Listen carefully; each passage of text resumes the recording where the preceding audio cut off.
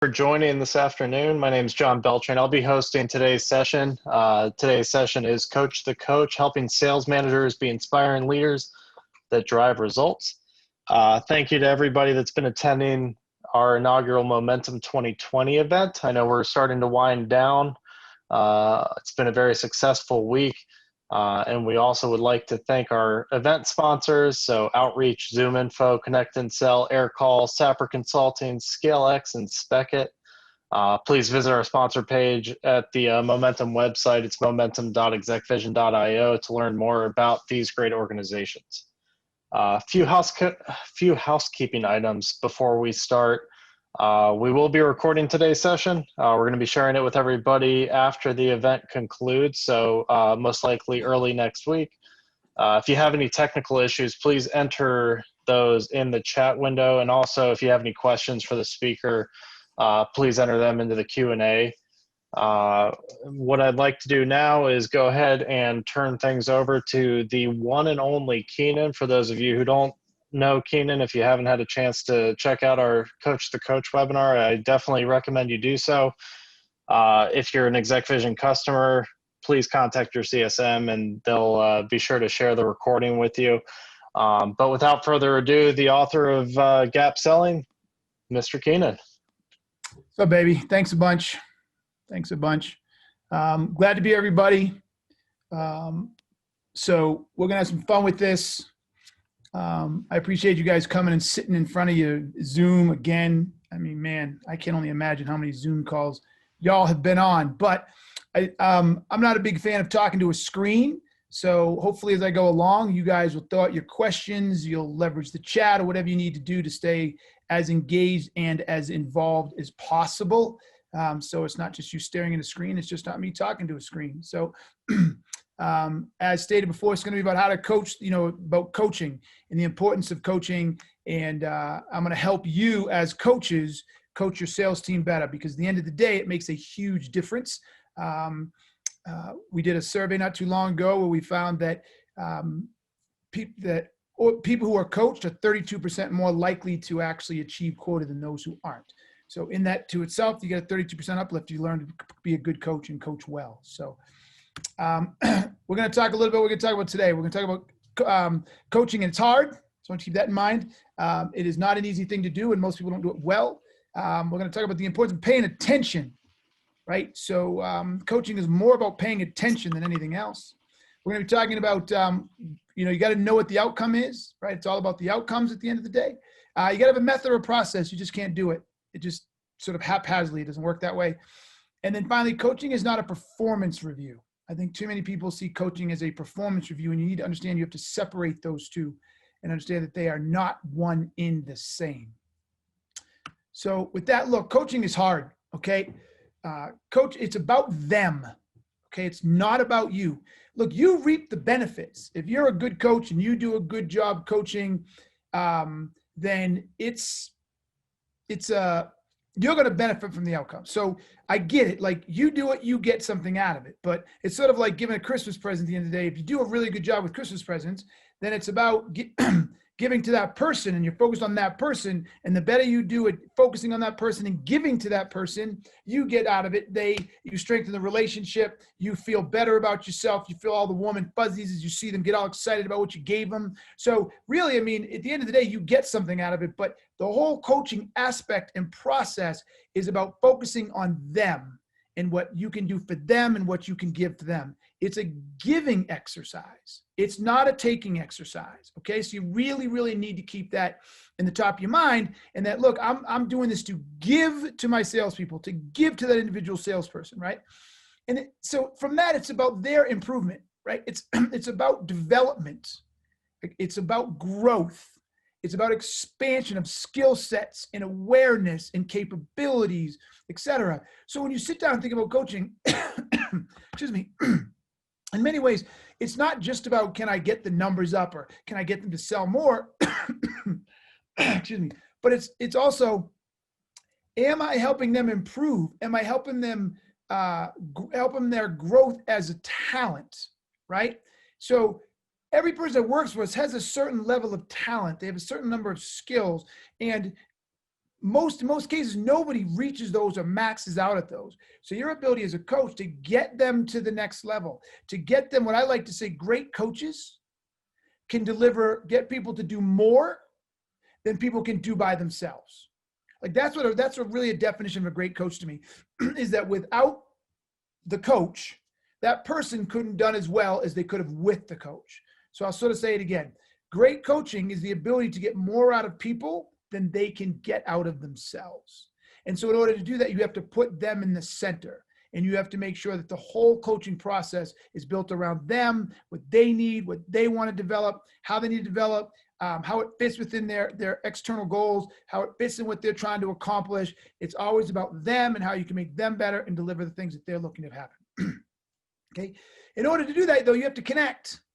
You have to connect with people. And I think when it comes to businesses, I think when it comes to sales organizations, I think when it comes to working with salespeople, we're not very good at this. There's, like, oddly enough, I think maybe other than lawyers, I think one of the hardest things, the thing that's not really good in sales is trust. It's so competitive and it can be so cutthroat at times. And I think salespeople don't really have a lot of trust in their sales leaders, their sales managers, the sales organization, that they can be fallible, that they can make mistakes, that they can try new things, that they can fall down and know that you've got their back, right? So you have to build trust. And then through that trust, you have to be able to connect with them and get folks believing that you have their best interests at heart. Get folks to actually feel as if by connecting with you, you're putting them first and they're going to be more successful because of you. And if you can't connect with someone at that level or your team, and you can't build that trust, the coaching isn't going to be nearly as effective enough. Not nearly as effective, because they're not going to apply it. They're not going to be open to it. They're not going to want to feel vulnerable. Look, when it comes to really good coaching, people have to be willing to be vulnerable.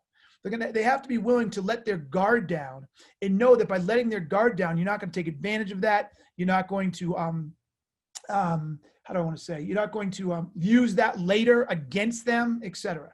They got to feel that they can trust you, they can be vulnerable, and at the end of the day, it's not going to be used against them later. Remember, again, if you have any questions as we go, just pop it in the Q&A or pop it in the chat. Okay. Okay, so look, one of the things that is most important that I just don't see enough of when it comes to coaching is I don't think you guys pay enough attention. I really don't. I think you go through your day and you're just sort of, you see what you see and then you comment on what you see. I think it's called asynchronous, using a exec vision term, right? That you're just kind of doing your thing and, oh, hey, I just saw that. Let me tell you what I think you should do here, et cetera. And I just don't think that's enough. Like plus, because you're so busy, depending on how many people I have on the team, especially if they're remote or they're not in the same office, certainly not now with COVID going on, it's really difficult to see and watch and engage your team and what each individual person is doing, because it's about individualism, right? I think the hardest part is finding time to watch each person on your team. So, and pay attention is the most critical part. Look, I'm a ski instructor in Vail, and I do that part-time. And part of one of the elements to it is this idea that we have what's called splits, or we have what movement analysis. And what you actually have to do is you have to sit and watch the person ski before you can say anything or do anything to know what you're looking for, right? So I don't think we have enough of that in sales. So what I tell people is you got to find observable moments.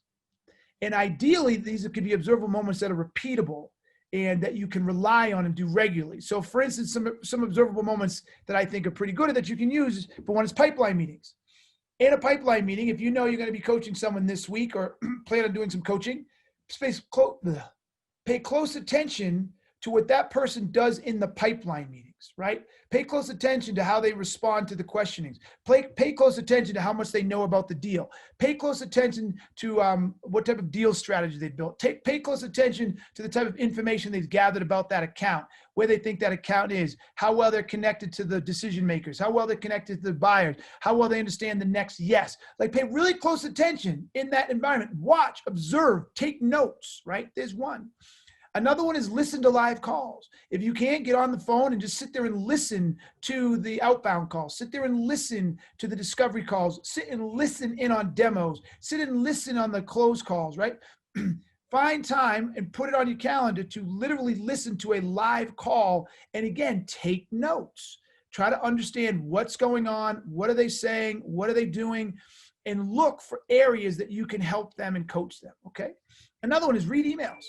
Right? Ask them to copy you or to send you the emails that, or if you have Salesforce and they're attached to an opportunity record, go in and read the emails. How are they following up? What's the frequency? What's their tone? What are they saying? How's the buyer responding? How are they responding back to the buyer? How are they positioning your product? Like, reading emails is an amazing way for you to, again, have an observable moment of how they're doing their job. Okay. Also, you can go into the CRM and you can take a look at all the notes and see how they're tracking the notes and see what they're doing there. And then finally, I'd be remiss without putting this in here, right? You can go with exec vision or call recording in general, right? Record their calls and then listen back to those calls and use those calls as observable moments to figure out what they're doing, how they're doing it, where they focusing, how are they responding, how they're reacting, how they're being proactive, etc. But all of this comes down to your job as a sales leader so often is to simply figure out a way to pay attention. Like, it's not your job to close the deal as much as you feel like it is, and as much as your sales team gets all excited and and wants to go in and save the day and go in next to you and feel like the biggity wiggity. I mean, no, it's not your job. You're better off to let them do that themselves, record it on exec vision, go into the CRM, listen in the pipeline meetings, and get all of your information there by paying attention and leveraging those observable moments to begin to build your coaching from there, okay? I mean, that's the best way to go about it. That's the best way to do it, right? Don't try to do their job. Too often I see people try to do other people's job. Right? There's a reason you're not the salesperson anymore. You're the sales leader. You got to get more out of the salespeople. Every time you do it for them, you're not getting more out of the salespeople. You're just spreading yourself across a whole bunch of people, and it doesn't work that way. Thomas Stearns, yes, I'm glad you enjoy it. Yes, so often managers are not paying attention. Got to listen, got to read calls, got to listen to calls, etc. So yes, thank you for that, bro. Okay. Okay, once you start paying attention on a flow for each individual on your team and where you believe they could use the coaching and where you think they could benefit from the coaching, before you really start jumping into coaching, you got to ask yourself, okay, what's the outcome? Like what am I trying to improve and for what outcome? Like what is it I want to happen? Or what is it they want to happen, right? So pick one or two max. What are one or two outcomes, okay? So if it's they want to limit the number of people going dark, if they want to improve the discovery calls, if they want to, I don't know, better position, oh, goodness gracious. Okay, they want to get better conversion rates or whatever the case may be, right? Just know what one or two max outcomes you're trying to achieve. It's critical. You can't be all over the place. You can't be flying in. Oh, hey, I just saw the system advice. Great. Whoop, fly out, right? You got to be much more structured with it. You got to be much more specific with it. You got to really help the people feel like there's something they can get out of it, and it's moving towards something. Look, coaching, although it involves criticism, it is not about criticism. So we like to do this a lot, so I'm going to do it here. All criticism is not coaching, but all coaching involves criticism. Okay? So you got to, in order to knowing that you're going to be critiquing and providing criticism and constructive feedback, you need to understand what good looks like. That's the next piece. So no matter what it is you're going to be coaching them on, you need to understand what's the outcome, what are the outcomes we're trying to achieve, and then what does good look like? What are these good outcomes we're trying to achieve, so that we know we got there, that we know what the benchmark is, so we know what to measure. Okay, so you need to understand that. Then you need to understand why you've targeted that skill.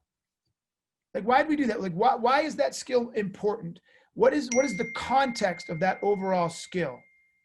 Okay, because the reason that's important is there's a million different skills you can work on. There's a million different things you can focus on, but you want to focus on the ones that either the greatest return, the ones that provide the greatest value to that person, etc. So if you don't know what they are, then you can't work your way back to creating the outcome, right? So we got to know what skill is going to drive to what outcomes so we can get those outcomes. Think about the skills in this case and the outcomes is more like root causes, right? So in problems, so if I have a problem now that's not helping me get to the outcome I want, then therefore in this case, the root cause is going to be some skill that I'm not executing well, or I'm not taking advantage of, or I just don't have. And so by fixing that skill, that root cause, I can then change the behaviors, which gets me the new outcomes. That's what you want. So you want to make sure they're connected. So you want to understand, what is the skill or skill set I'm working on? How is that connected to the outcome I'm trying to create, or what I'm trying to improve, so that I can reach that desired outcome? Okay. And then finally, we really need to spend some time soliciting their feedback and direction. Again, coaching is about them, not us. It's about them. So you want their involvement, you want their engagement, you want their direction, you want them to tell you what they think or what they feel, and you want to keep checking in so that they feel that you're with them, right? So they feel that you're with them on this journey, and you're going to get them where they want to be, or you're going to get them where they want to go, and you're working together in that. All right. Okay. There's a disconnect, guys. Okay. There is a disconnect between salespeople and their view of being coached, and sales leaders and their view of being coached. And it's unfortunate. And so many of you are probably sitting on this call right now thinking, oh, I coach my team all the time. I just want to get better. But if our study holds, they don't think you're coaching. So to put in perspective, we did a sales coaching quarter attainment survey a couple of years ago. Okay. And what we found out is that 82% of sales leaders say they coach. 82. I think that's a pretty good number. You think, hey, I can fly with that. I'm never going to get 100%. That's over 8 out of every 10. They're like, yep, I coach. But what shocked us is when we actually asked salespeople if they're coached. Only 48% of salespeople say they're coached. So what that tells us is there's a massive disconnect between salespeople and their view of being coached versus sales leaders and their view of being coached. Now, the data didn't go into deep enough on how you define coaching. So it was kind of, we had to extrapolate from this. But basically what we've extrapolated was that many of the things that sales leaders do, like swooping in and giving advice or criticizing, et cetera, is they view that as coaching, and the salespeople don't. So really what happens is a lot of the feedback that they're getting, or the way sales managers engage with people and provide their support or whatever, they like, oh yeah, coach, I told Johnny just the other day he needs to stop doing this and this. And Johnny's like, my boss is an asshole. He's all over me for, and it doesn't provide any value to me. So you think you're coaching, they don't think you're coaching. Okay. And that's a big problem. And so we got to work on figuring out how to create an environment that when you're coaching, your team knows you're coaching them. Okay. Let me see. Keith Terry, does it make sense to pick 1 or 2 a week or month and coach until the team really understands the outcome and then change it? Maybe set a calendar until the presentation is top notch. Okay. So how do I say this? The first thing I want to say is if you haven't read Gap Selling, go read Gap Selling because if you're coaching your team on presentation, there's a whole set of other issues we got, because that's the last of all the things that I'm ever going to coach my team on. How to present is the last one.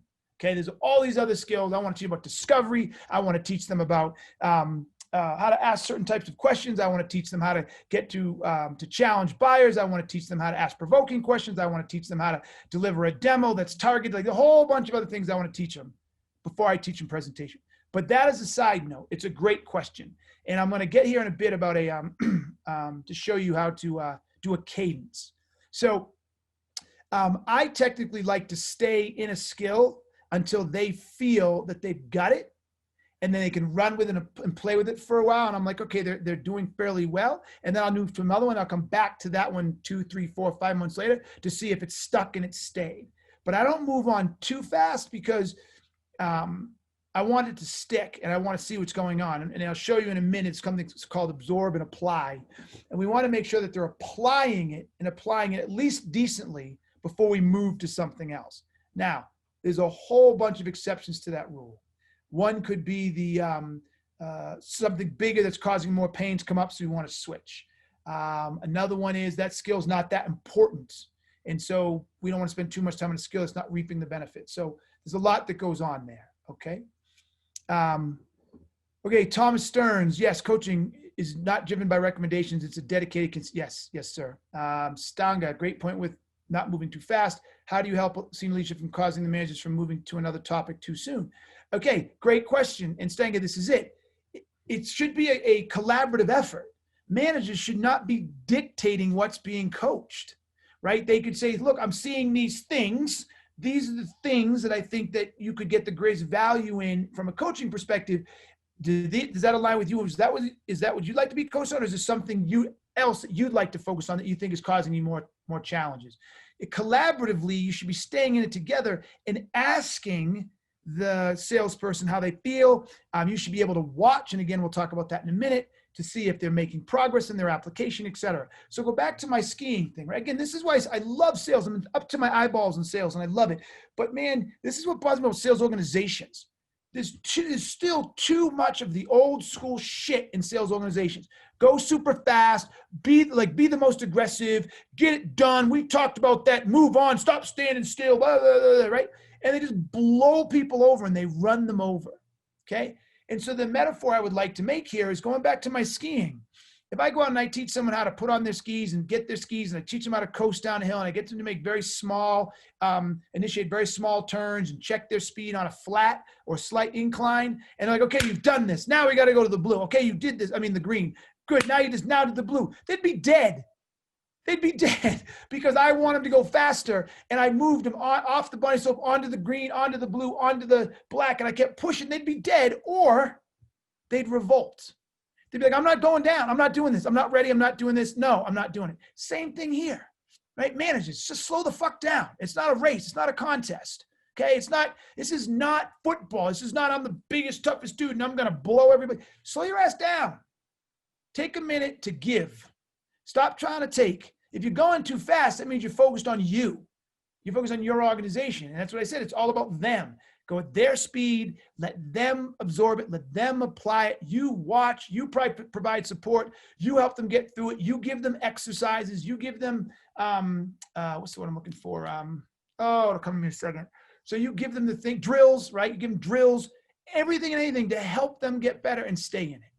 This is not a race. This is not business. It's coaching. It's personal. It's EQ, right? This part is not business. This is the person, and you got to focus on the person. Okay. And so I think, to your point about the question, I think a lot of this is right here that explains this. 82% of sales leaders say they coach, and that's your point. They're going fast. They're changing things. They're telling them what to do. They're jumping in. They're flying in. They're critiquing. They're criticizing.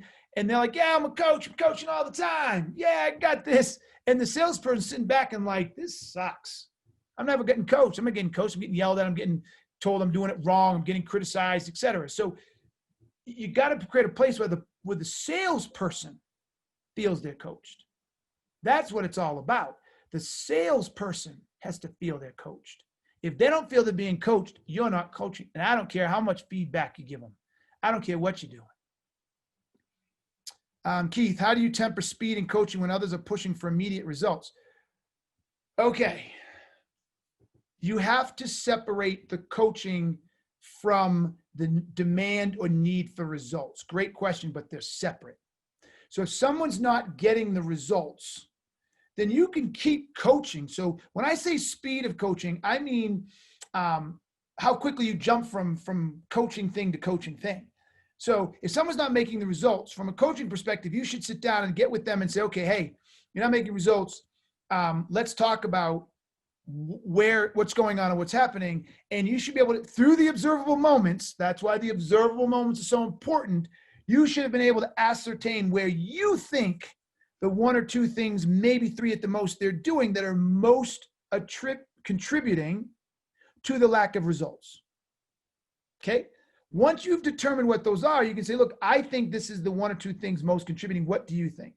And they might say, well, no, I think it's this. Oh, I didn't think about that. Good point, whatever. But you both come to terms of what you think is causing the greatest impact on achieving those results. And you work on that first, because the idea is if you fix that, that could get up 50% of what they're lacking. Then the next one could do 25, and the next one could be 6, and the next one be 3, and the next one be 2, and the next one be 1. So like a rock skimming across a lake, big hop, little small, a bunch of tiny, tiny hops. Same concept here, because once you can fix that skill that's going to make the biggest dent, that's where you should focus. You will not make progress if you keep jumping from skill to skill to skill to skill. Now, as far as frequency, that's different. And if you want to coach every day, so when you say speed, temper speed, and make that frequency, and you're coaching every day on that same topic, I'm okay with that. I'm okay with that. I'm completely okay with that, right? If that's what you feel you need to do. Right? I hope that helped.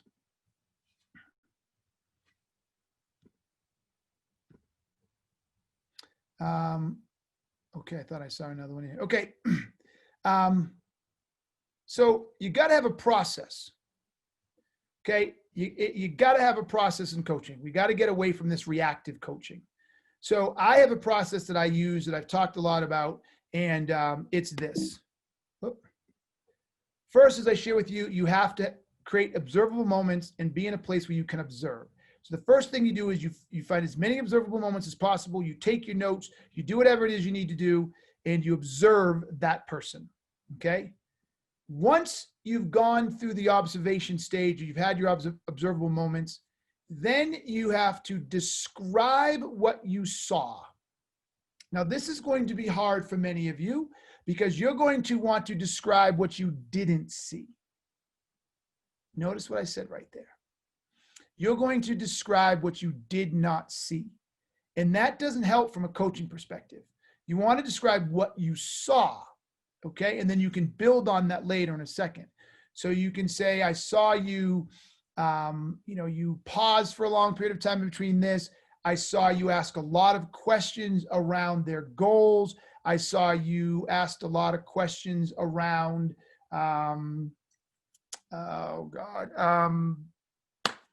around their future, their current state, emotion. I saw you ask, I saw you do, I saw you engage, I saw you ask the buyer about where they went to school, et cetera, right?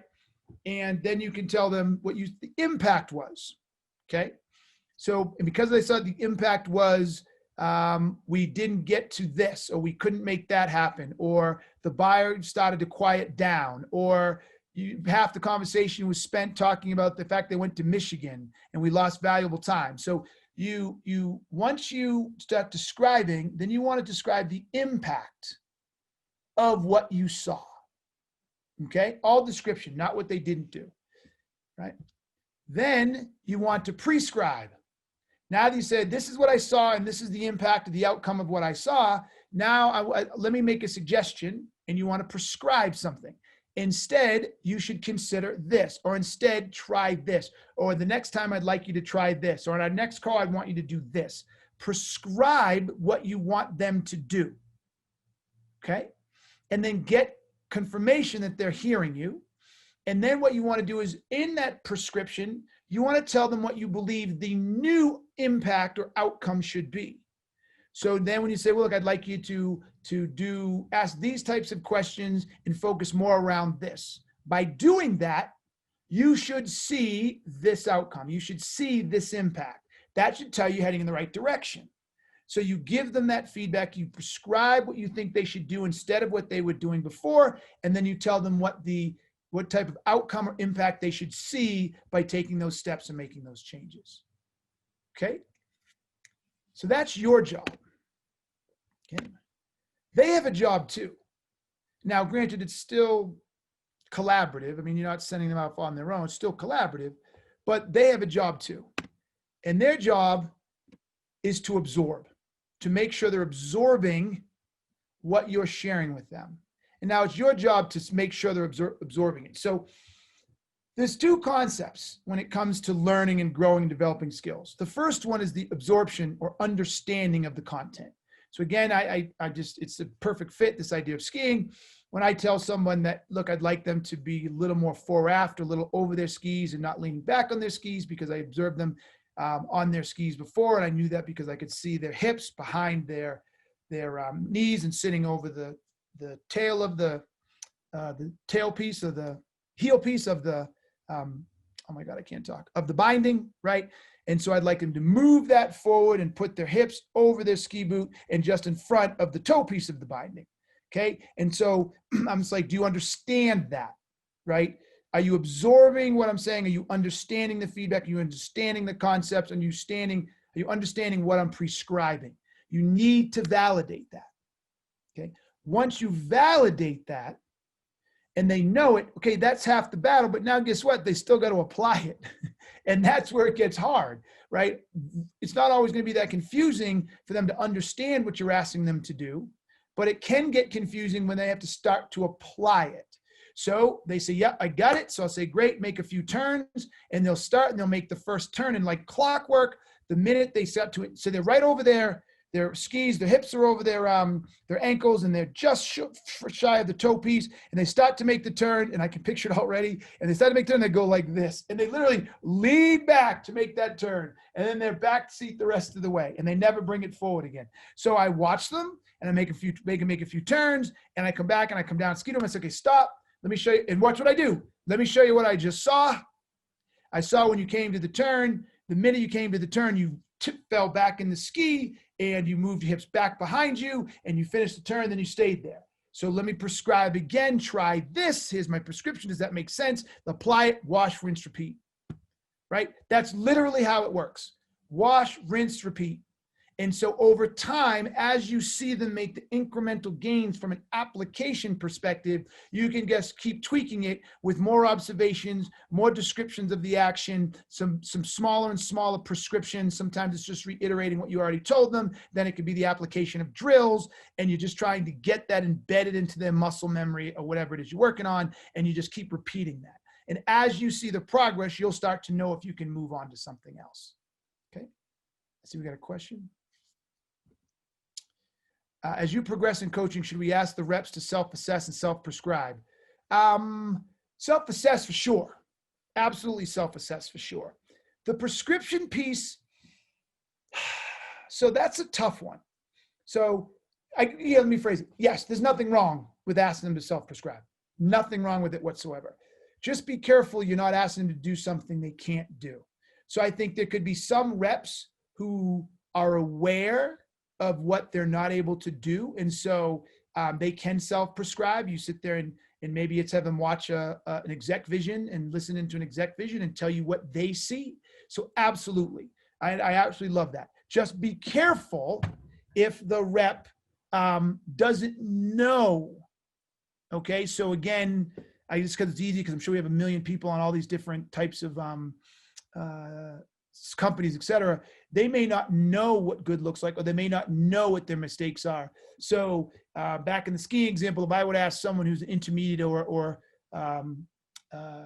even we'll just go to the intermediate, and they're trying to learn powder, try to ski the moguls, and I ask them to tell me what they're not doing, they may have a very hard time prescribing what to do, because if they knew what to do, they would at least try to do it.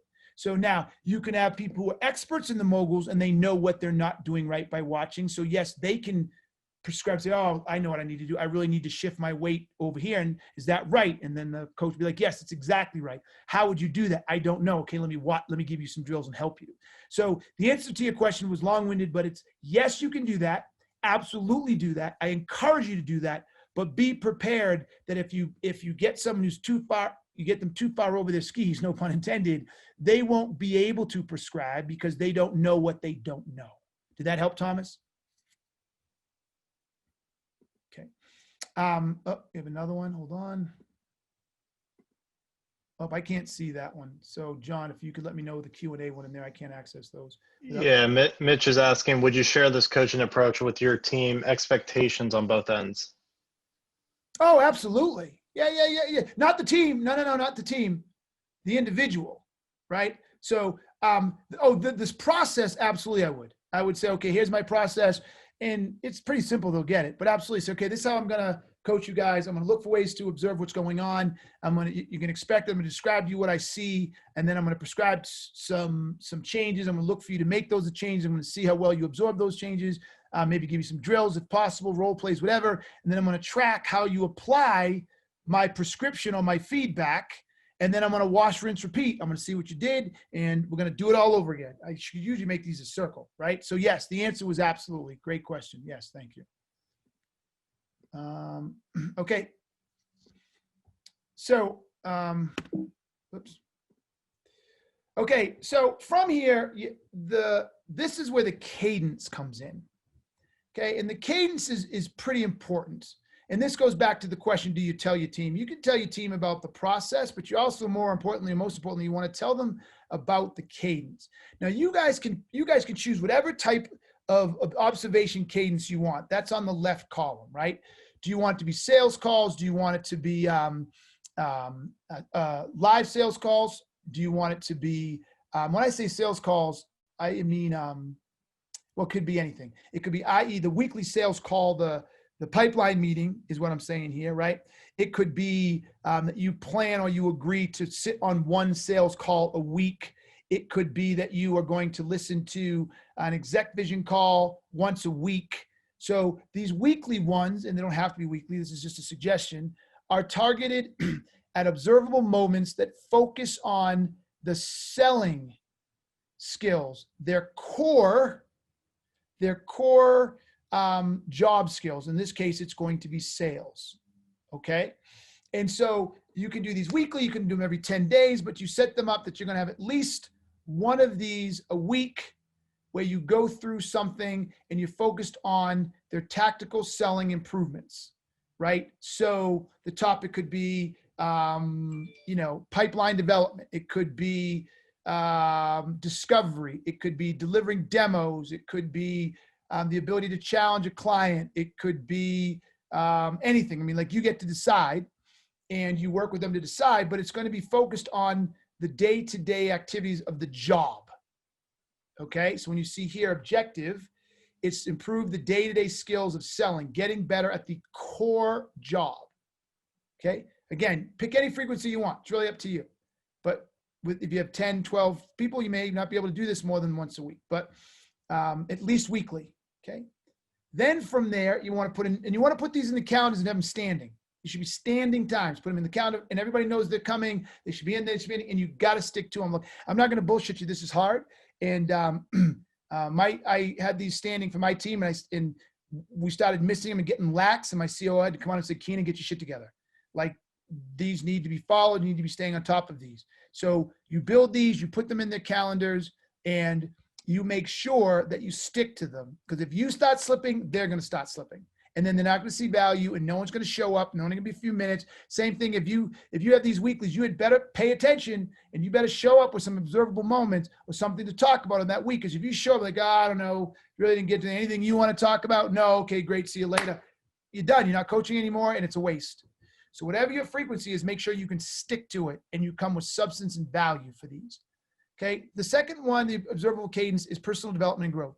I believe as a coach, it's not just enough to coach the person on the core skills, but I think you need to coach them on the holistic element. So either monthly or every 6 weeks, this is an opportunity for you to coach them on things, strategic, long-term growth, like strengths, weaknesses, aspiration. So it could be leadership. It could be their communication. It could be their, you could be coaching them on their, what do I want to say? On their, for lack of a better word, their attitude. It could be on their drive or lack of drive. It could be on their communication style. It could be on their ability to to manage process or stay on process. It could be helping them manage their time, right? So, or time management. But all of these are broader, more personal development and growth skill sets and things that play a role in their overall development. It could be slaying it from a sales perspective, but really struggle at some of the more personal development, leadership style, broader, holistic skill sets that then undermine your ability to be the best that you can be. So I look for people to set up a part of the cadence, the ability to do this, right? This is to improve the person, their biases, their self-biases, or what's called blind spots, their attitudes, their knowledge base. It's to address all of those types of things, okay?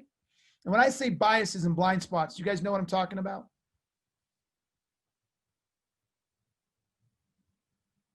Let me get a couple of yeses in here, because if not, I want to address that in the chat. So when I say biases, blind spots, etc., do you guys know what I'm talking about? Yes, Emily, things they don't see, submits. Okay, no. So listen, one of the things that none of us, we all have that we don't recognize is they're called our blind spots. And there's a thing called Johari's window. I guess I could have put this in here. I'm sorry. But if you look up Johari's window, it's basically the idea that there are 4 quadrants, right? And one is what I know about me and what others know about me, okay? And the most common is what I know about me and everybody knows about me. So I'm loud. I know I'm loud. Everybody else knows I'm loud, right? That's just one example. Then there is the what I don't know about me and nobody else knows about me. And there's a lot of psychological babble of whether that's even a thing. If I don't know it and you don't know it, does it really exist? Others say it does. Some say it doesn't. Then in the other top left quadrant, it's what I know about me that you don't know about me. Okay. And those are things that are secret or that I keep to my vest. Maybe it's that, really I'm more of an introvert than people know. And I really don't like being around people too much. And I know this and I figured out a way to keep this to myself and get recharged and not deal with it. But I don't let people know. People don't know, they never saw it. I'm just making that up, right? That's what I know about me, but I'm hiding it from people for a purpose. But the other one is what I know about, what you know about me that I don't know about me. And so that's things that you see in me that I just don't see in myself. And those are called blind spots. And they bump into our biases. People like think Dunning-Kruger in another way. A lot of people think, oh, I'm great at talking to people. I'm really good at making people feel comfortable. Or, I'm really articulate, or I've got an amazing drive. And the rest of the world's like, he's the laziest motherfucker I know. Or there's nothing smooth about him. He's as clunky as a 54 jalopy, right? So that's blind spots. Those are biases. And as a coach, you can see those things and help your team or your individual see those things as well. See those things about them and coach them through those so that they can grow as a person. All right. Did that make sense to everybody? Did that help, those explanations? A quick yes or no? Mitch specifically? Great. Okay, good. Thank you, Edel. Appreciate that. Good. And by the way, guys, if you want to change your all panelists to all panelists and attendees, other people can see where you wrote if you want to communicate together. Okay, so the next one is planning.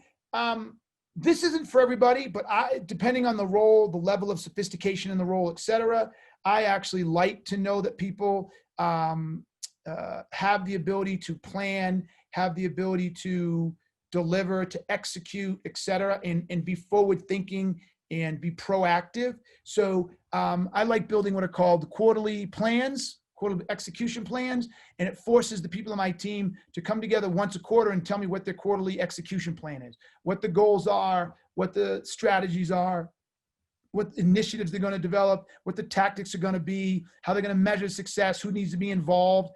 And I want to see how they actually develop their strategy for success. I want to see how they develop their go-to-market plan for the quarter. I want to see what initiatives and what creativity they can bring to the table to ensure that they deliver on their goals.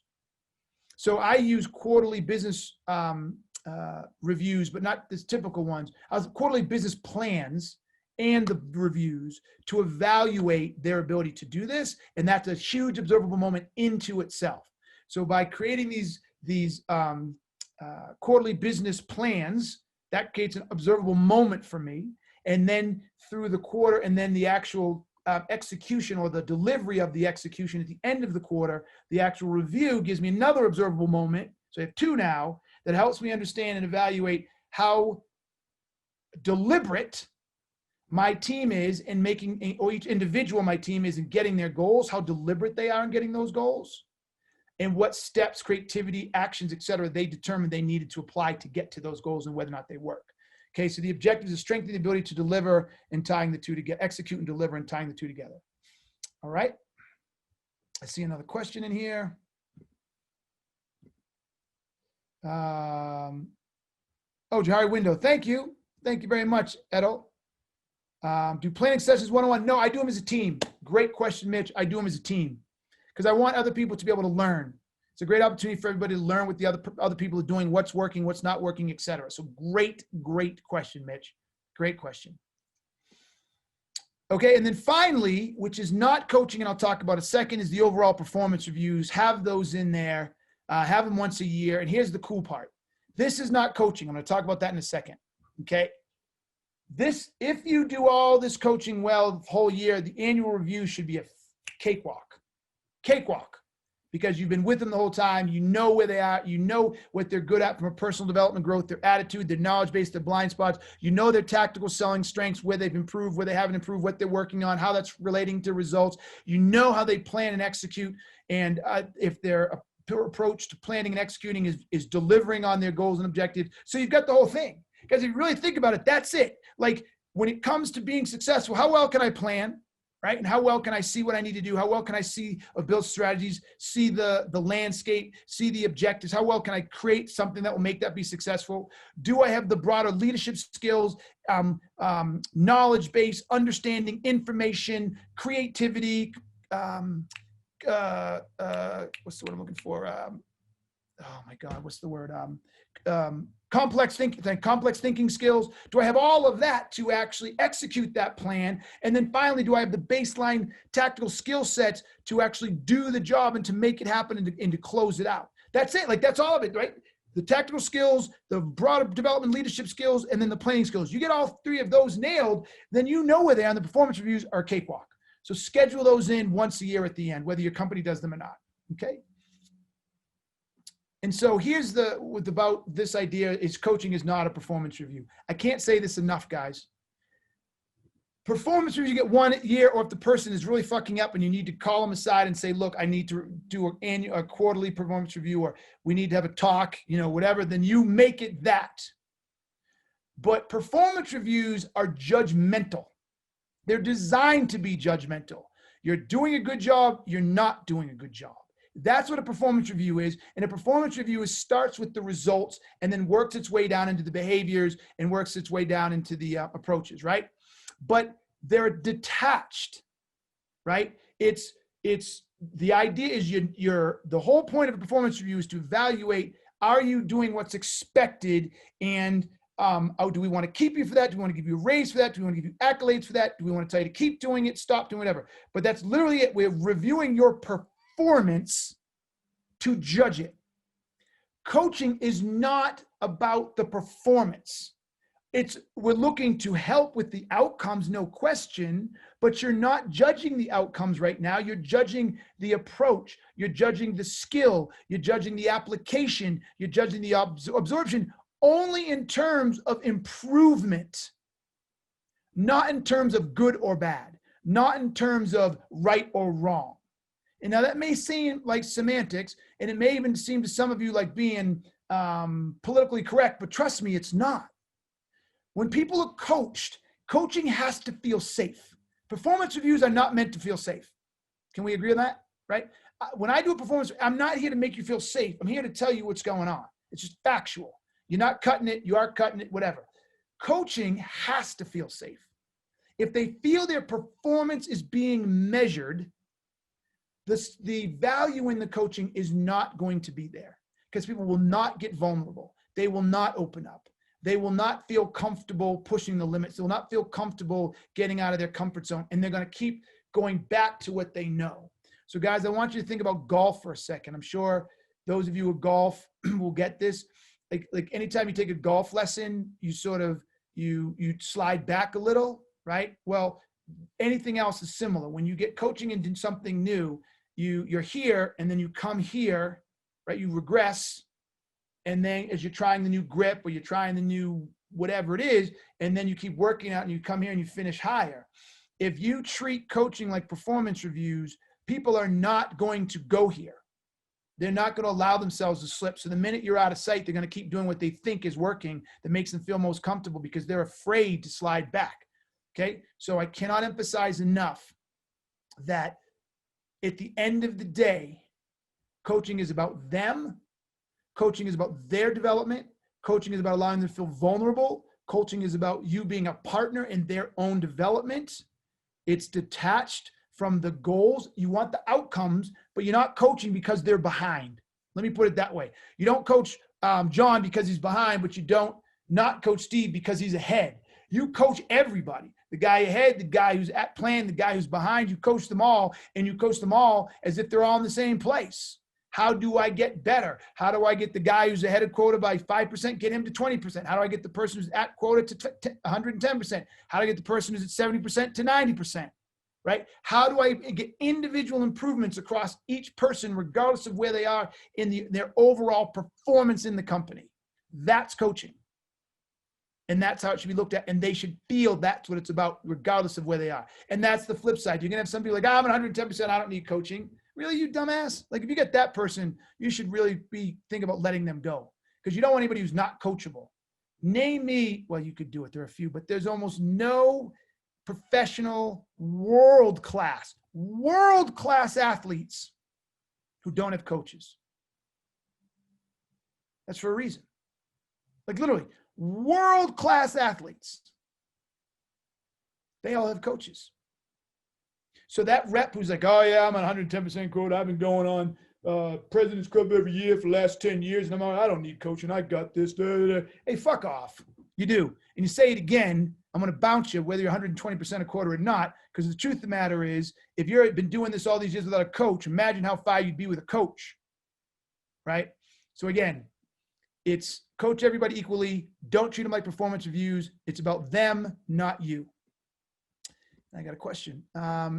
No question, Tom. Yeah, no question. Tom Brady has lots of coaches. The GOAT. There you go. Go Tom Brady. Although I'm a Cam man now. Brady's gone. He's not a Patriot. He's gone. See ya. I love him, respect him, but he's not a Patriot anymore. Let's go, Cam. All right. So there you have it, folks. Right now, all of you are listening right now. Go here and text me right now. 720-445-8510. Text me. Do it right now. That's why I'm spending more and more time connecting with people, engaging with people. It will be me texting you personally. So any way I can help. Let me see what else. You can also find me on LinkedIn at Keenan.com. And with that, what other questions? We've got about 6 minutes for questions. What can I answer for you that I haven't already asked or answered? Oh, good. I'm glad you liked, Mitch. Thank you. Advice for managers starting a new job. These sales managers not had much coaching. How would you recommend approaching it as a new manager? Introducing more hands-on approach. Okay, wait. So you're a manager starting a new job. Oh, the existing team. Oh, okay. So yeah, I would let them know that coaching is part of your methodology. It took me a minute to get this, right? I would let them, I would find a way to sit them all down together or one-on-one in your first introductory meeting when you're spending time and say, listen, I'm here for you. My goal is to get you to the next level. I want to make you as successful as possible. So my approach to that is a ongoing structured coaching cadence, and then tell them what the cadence is. Tell them the frequency, tell them the topics. You can steal that thing I had in there for all I care, right? Know the topics, know the frequency, know the goals, and tell them what you're going to do and then start doing it. I mean, it's really that simple, right? Just set expectations. Good, Mitch. Anybody else? Any other questions?